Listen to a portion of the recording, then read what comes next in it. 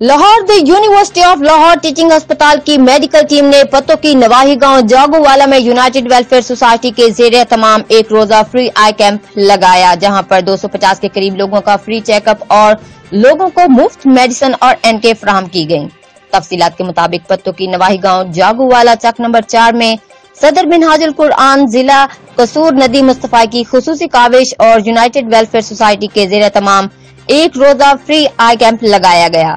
جہاں پر doctor Fida Hussain eye surgeon, doctor Wasif, doctor Zafar Iqbal Janjua, lady doctor Amna, doctor Azna اور دیگر نے کیمپ میں آئے لوگوں کا فری چیک اپ کیا اور ان کو مفت میڈیسن اور اینکیں فراہم کی۔